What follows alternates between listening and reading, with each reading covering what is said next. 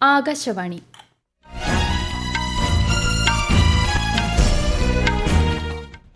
നമസ്കാരം. വാർത്തകൾ വായിക്കുന്നത് കൃഷ്ണ പ്രകൃതി.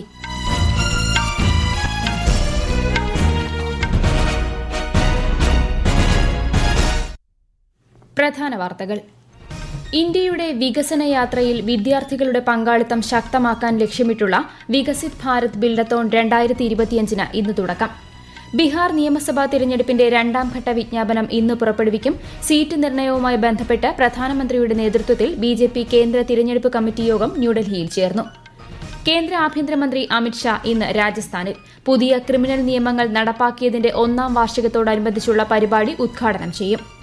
കേരളത്തിൽ മുനമ്പം വഖഫ് ഭൂമി വിഷയത്തിൽ justice CN Ramachandran Nair commission ശുപാർശകൾ ചർച്ച ചെയ്യാൻ മുഖ്യമന്ത്രി വിളിച്ച യോഗം ഇന്ന് തിരുവനന്തപുരത്ത്. ഗാസയിലെ യുദ്ധം അവസാനിപ്പിക്കുന്ന സമാധാന കരാറിന് അന്തിമ രൂപം നൽകുന്നത് ലക്ഷ്യമിട്ടുള്ള അന്താരാഷ്ട്ര ഉച്ചകോടി ഇന്ന് ഈജിപ്തിൽ. ICC വനിതാ ഏകദിന ക്രിക്കറ്റ് ലോകകപ്പിൽ ഇന്ത്യയ്ക്കെതിരെ ഓസ്ട്രേലിയയ്ക്ക് 3 വിക്കറ്റ് ജയം. വാർത്തകൾ വിശദമായി. സ്വാതന്ത്ര്യാനന്തരം ധാന്യോൽപാദനത്തിൽ ഇന്ത്യ മുൻപന്തിയിലെത്തിയെങ്കിലും വികസിത ഭാരതമെന്ന സ്വപ്നം കൂടി സാക്ഷാത്കരിക്കേണ്ടതുണ്ടെന്ന് പ്രധാനമന്ത്രി നരേന്ദ്രമോദി.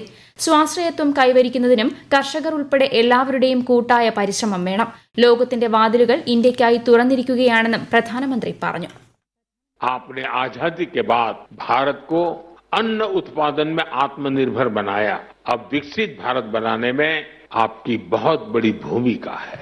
एक तरफ हमें आत्मनिर्भर होना ही है, दूसरी तरफ हमें वैश्विक बाजार के लिए भी उत्पादन करना है. अब हमें दुनिया के दरवाजों पर दस्तक देनी है.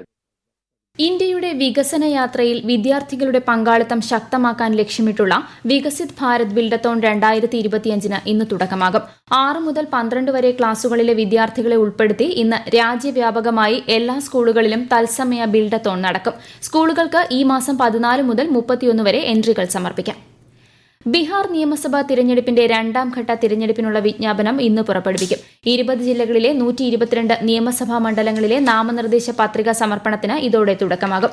ഈ മാസം 20 വരെ പത്രിക സമർപ്പിക്കാം. പത്രികകളുടെ സൂക്ഷ്മ പരിശോധന 21 നടക്കും. 23 വരെ പത്രികകൾ പിൻവലിക്കാം. ഈ ഘട്ടത്തിലേക്കുള്ള തിരഞ്ഞെടുപ്പ് നവംബർ 11 നടക്കും. ആദ്യഘട്ടം നവംബർ 6 14 വോട്ടെണ്ണൽ.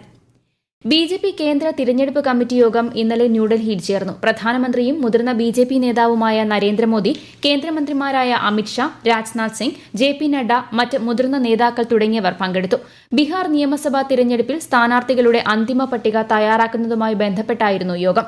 ബിജെപിയും JDUവും 101 സീറ്റുകൾ വീതവും, ലോക് ജനശക്തി പാർട്ടി രാംവിലാസ് 29 സീറ്റുകളിലും മത്സരിക്കും.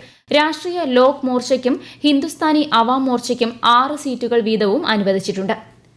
പ്രധാനമന്ത്രിയും മുതിർന്ന ബിജെപി നേതാവുമായ നരേന്ദ്രമോദി ഈ മാസം 15 ബീഹാറിലെ ബിജെപിയുടെ ബൂത്ത് ലെവൽ പാർട്ടി പ്രവർത്തകരുമായി സംവദിക്കും. മേരാ ബൂത്ത് സബ്സെ മജ്ബൂത്ത് എന്ന പേരിൽ നടക്കുന്ന ക്യാമ്പയിനിൽ ചേരാനും നിർദ്ദേശങ്ങൾ പങ്കിടാനും ശ്രീ മോദി പാർട്ടി പ്രവർത്തകരോട് അഭ്യർത്ഥിച്ചു. തിരഞ്ഞെടുക്കപ്പെടുന്ന പ്രവർത്തകരുമായി നേരിട്ട് സംവദിക്കുമെന്നും പ്രധാനമന്ത്രി സമൂഹമാധ്യമത്തിൽ അറിയിച്ചു. കേന്ദ്ര ആഭ്യന്തരമന്ത്രി അമിത്ഷാ ഇന്ന് രാജസ്ഥാൻ സന്ദർശിക്കും. പുതിയ ക്രിമിനൽ നിയമങ്ങൾ നടപ്പാക്കിയതിന്റെ 1ാം വാർഷികത്തോടനുബന്ധിച്ച് സംഘടിപ്പിക്കുന്ന പ്രദർശന പരിപാടി കേന്ദ്രമന്ത്രി ഉദ്ഘാടനം ചെയ്യും. ഇന്നു മുതൽ ഈ മാസം 18 വരെയാണ് പ്രദർശനം. തുടർന്ന് പൊതുസമ്മേളനത്തെയും കേന്ദ്രമന്ത്രി അഭിസംബോധന ചെയ്യും. നിരവധി വികസന പദ്ധതികൾക്കും കേന്ദ്രമന്ത്രി തുടക്കം കുറിക്കും. മംഗോളിയൻ പ്രസിഡന്റ് ഖുറേൽ സുഖ് ഉഖ്ന 4 ദിവസത്തെ സന്ദർശനത്തിനായി ഇന്ന് ഇന്ത്യയിലെത്തും. രാഷ്ട്രപതി ദ്രൌപദി മുർമുവിന്റെ ക്ഷണപ്രകാരമാണ് സന്ദർശനം. പ്രധാനമന്ത്രി നരേന്ദ്രമോദിയുമായി മംഗോളിയൻ പ്രസിഡന്റ് ഉഭയകക്ഷി ചർച്ച നടത്തും. ഇന്ത്യ ഉൾപ്പെടെയുള്ള രാജ്യങ്ങളിൽ നിന്നുള്ള യാത്രക്കാർ യൂറോപ്യൻ യൂണിയൻ രാജ്യങ്ങളിൽ പ്രവേശിക്കുന്നതിന് പുതിയ സംവിധാനം നിലവിൽ വന്നു. ഈ രാജ്യങ്ങളിലേക്ക് പ്രവേശിക്കുമ്പോൾ വിരലടയാളം, മുഖം, പാസ്പോർട്ട് എന്നിവ സ്കാൻ ചെയ്യണം. അയർലൻഡ്, സൈപ്രസ് രാജ്യങ്ങൾക്ക് പുതിയ വ്യവസ്ഥ ബാധകമല്ല. സുരക്ഷ കർശനമാക്കുന്നതിന്റെ ഭാഗമായാണ് തീരുമാനം. ഈ വാർത്തകൾ ആകാശവാണിയിൽ നിന്ന്. ആകാശവാണി വാർത്തകളും വാർത്താധിഷ്ഠിത പരിപാടികളും all India radio news Thiruvananthapuram YouTube ചാനലിലും all India radio news Thiruvananthapuram Facebook പേജിലും AR News_ തിരുവനന്തപുരം ഇൻസ്റ്റഗ്രാം അക്കൌണ്ടിലും AR News_TVM X ഹാൻഡിലും ലഭ്യമാണ്. മുനമ്പം വഖഫ് ഭൂമി വിഷയത്തിൽ justice CN Ramachandran Nair commission ശുപാർശകളിലെ തുടർ നടപടി ചർച്ച ചെയ്യാൻ മുഖ്യമന്ത്രി വിളിച്ച യോഗം ഇന്ന് നടക്കും. ഹൈക്കോടതി ഉത്തരവിന്റെ അടിസ്ഥാനത്തിൽ കമ്മീഷൻ ശുപാർശകൾ നടപ്പിലാക്കാനുള്ള തുടർ നടപടികളാണ് ചർച്ച ചെയ്യുക. കേരളത്തിൽ പാലക്കാട് ജില്ലയിൽ ഒരാൾക്കുകൂടി അമീബിക് മസ്തിഷ്ക ജ്വരം സ്ഥിരീകരിച്ചു. കൊടുമ്പ് സ്വദേശിയായ 62-കാരനാണ് തൃശൂർ മെഡിക്കൽ കോളേജ് ആശുപത്രിയിൽ ചികിത്സയിലുള്ളത്. ആരോഗ്യവകുപ്പ് അധികൃതർ പ്രദേശത്ത് പ്രതിരോധ നടപടികൾ ശക്തമാക്കി. അതേസമയം ഇന്നലെ രോഗം ബാധിച്ച് ഒരാൾ കൂടി മരിച്ചതോടെ സംസ്ഥാനത്ത് അമീബിക് മസ്തിഷ്ക ജ്വരം ബാധിച്ച് ഇതുവരെ 23 പേർ മരിച്ചതായി മന്ത്രി വീണ ജോർജ് അറിയിച്ചു. സ്വർണ്ണപ്പാളി വിവാദത്തെ തുടർന്ന് ശബരിമല സന്നിധാനത്ത് ഹൈക്കോടതി നിയോഗിച്ച അമിക്കസ് ക്യൂറിയുടെ പരിശോധന ഇന്നും തുടരും. ഇന്നലെ രാവിലെ 9:30 ആരംഭിച്ച പരിശോധന വൈകുന്നേരം 6:30 വരെ തുടർന്നു. ശബരിമലയിലെ താൽക്കാലിക സ്ട്രോങ് റൂമിലുള്ള വിലപിടിപ്പുള്ള വസ്തുക്കൾ തരംതിരിച്ച് പട്ടിക തയ്യാറാക്കുന്ന ജോലികളാണ് റിട്ടയർഡ് ജസ്റ്റിസ് KT ശങ്കരന്റെ നേതൃത്വത്തിൽ നടന്നത്. ഗാസയിലെ യുദ്ധം അവസാനിപ്പിക്കുന്ന സമാധാന കരാറിന് അന്തിമ രൂപം നൽകുന്നത് ലക്ഷ്യമിട്ടുള്ള അന്താരാഷ്ട്ര ഉച്ചകോടി ഇന്ന് ഈജിപ്തിലെ ഷാം എൽ ഷെയ്ഖിൽ നടക്കും.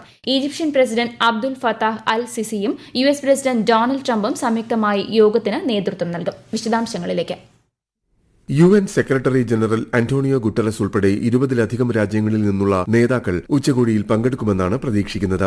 ഗാസ മുനമ്പിലെ സംഘർഷം അവസാനിപ്പിക്കുക, പ്രാദേശിക സമാധാന ശ്രമങ്ങൾ മുന്നോട്ട് കൊണ്ടുപോവുക, പശ്ചിമേഷ്യയിലുടനീളം സുരക്ഷയുടെയും സ്ഥിരതയുടെയും ഒരു പുതിയ ഘട്ടം ആരംഭിക്കുക എന്നീ വിഷയങ്ങളിൽ ഉച്ചകോടി ശ്രദ്ധ കേന്ദ്രീകരിക്കും.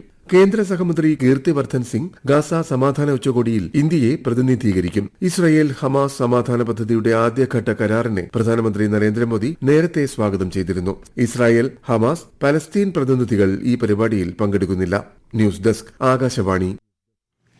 ഇന്ത്യ ഓസ്ട്രേലിയ സംയുക്ത സൈനിക അഭ്യാസം ഓസ്ട്ര ഹിന്ദ് 2025 4ാം പതിപ്പ് ഇന്ന് ഓസ്ട്രേലിയയിലെ പെർത്തിൽ ആരംഭിക്കും. ഈ മാസം 26-ന് അവസാനിക്കുന്ന വാർഷിക അഭ്യാസത്തിൽ പങ്കെടുക്കാൻ 120ഓളം പേർ ഉൾപ്പെടുന്ന ഇന്ത്യൻ സൈനിക സംഘം ഓസ്ട്രേലിയയിലെത്തി. സൈനിക സഹകരണം വർദ്ധിപ്പിക്കുക, പരമ്പരാഗത യുദ്ധമേഖലകളിൽ തന്ത്രങ്ങളും സാങ്കേതിക വിദ്യകളും കൈമാറുക എന്നിവയാണ് ഈ അഭ്യാസത്തിന്റെ ലക്ഷ്യമെന്ന് മന്ത്രാലയം അറിയിച്ചു. രാജ്യത്ത് നടപ്പാക്കിയ GST ഭരണ പരിഷ്കാരങ്ങൾ ഹിമാചൽ പ്രദേശിലെ വിവിധ വ്യവസായങ്ങൾക്ക് ഊർജ്ജം പകരുന്നതായി കേന്ദ്ര സർക്കാർ. ഹിമാചൽ പ്രദേശിലെ കർഷകർ, വ്യാവസായിക മേഖല, കരകൌശല വിദഗ്ധർ തുടങ്ങിയവർക്ക് GST പരിഷ്കരണം ഗുണകരമാകുന്നതായാണ് റിപ്പോർട്ട്. കുളു, കിനൌരി, പശ്മിന ഷോളുകൾ, മുള ഉൽപ്പന്നങ്ങൾ, തുകൽ ഉൽപ്പന്നങ്ങൾ എന്നിവയുടെ GST 5% കുറച്ചത്. ICC വനിതാ ഏകദിന ക്രിക്കറ്റ് ലോകകപ്പിൽ ഇന്ത്യയ്ക്കെതിരെ ഓസ്ട്രേലിയയ്ക്ക് ജയം. വനിതാ ഏകദിന ചരിത്രത്തിലെ എക്കാലത്തെയും ഉയർന്ന സ്കോറായ 330 റൺസ് എന്ന ഇന്ത്യ ഉയർത്തിയ വിജയലക്ഷ്യം 49 ഓവറിൽ 7 വിക്കറ്റ് നഷ്ടത്തിൽ Australia മറികടക്കുകയായിരുന്നു. Indian opener Smriti Mandhana 66 പന്തിൽ നിന്ന് 80 റൺസ് നേടി. ഇന്ത്യ വെസ്റ്റ് ഇൻഡീസ് ടെസ്റ്റ് മത്സരത്തിന്റെ 2ാം ഇന്നിംഗ്സ് ഇന്ന് പുനരാരംഭിക്കും. ന്യൂഡൽഹി അരുൺ ജെയ്റ്റ്ലി സ്റ്റേഡിയത്തിൽ രാവിലെ 9:30-നാണ് മത്സരം. വെസ്റ്റ് ഇൻഡീസ് നിലവിൽ ഇന്ത്യയുടെ ഇന്നിംഗ്സ് സ്കോറിനേക്കാൾ 97 റൺസ് പിന്നിലാണ്. കേരളത്തിൽ വിവിധ ജില്ലകളിൽ ഒറ്റപ്പെട്ട ശക്തമായ മഴ തുടരുമെന്ന് കേന്ദ്ര കാലാവസ്ഥാ വകുപ്പ്. പത്തനംതിട്ട, കോട്ടയം, എറണാകുളം, ഇടുക്കി ജില്ലകളിൽ ഇന്ന് മഞ്ഞ ജാഗ്രത പ്രഖ്യാപിച്ചു. കൊട്ടാരക്കര ആനക്കൊട്ടൂരിൽ കിണറ്റിൽ വീണ് 3 പേർ മരിച്ചു. ആനക്കൊട്ടൂർ സ്വദേശി അർച്ചന, ശിവകൃഷ്ണ, ഫയർഫോഴ്സ് ഉദ്യോഗസ്ഥൻ സോണി എസ് കുമാർ എന്നിവരാണ് മരിച്ചത്. കിണറ്റിൽ ചാടിയ അർച്ചനയെ രക്ഷപ്പെടുത്തുന്നതിനിടെ കിണറിടിഞ്ഞ് വീഴുകയായിരുന്നു. 2 ദിവസത്തെ ഇന്ത്യൻ സന്ദർശനത്തിനായി കാനഡ വിദേശകാര്യമന്ത്രി അനിത ആനന്ദ് ഇന്നലെ ന്യൂഡൽഹിയിലെത്തി. വിദേശകാര്യമന്ത്രി S. ജയശങ്കർ, വ്യവസായ മന്ത്രി പീയൂഷ് ഗോയൽ എന്നിവരുമായി കാനഡ വിദേശകാര്യമന്ത്രി ഇന്ന് ചർച്ച നടത്തും.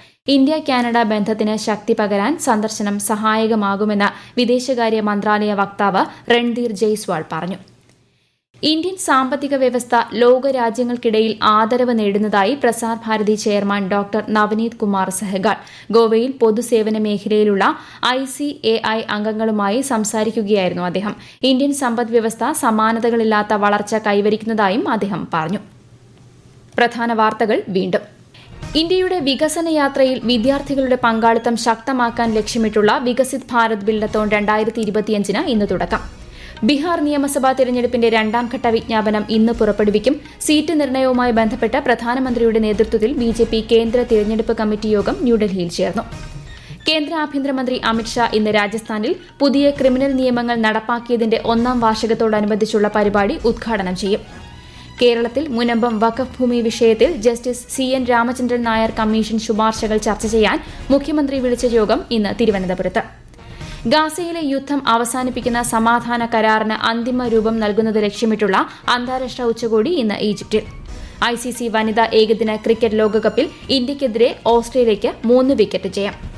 വാർത്തകൾ കഴിഞ്ഞു. അടുത്ത വാർത്താ പ്രക്ഷേപണം ഉച്ചയ്ക്ക് 12:30.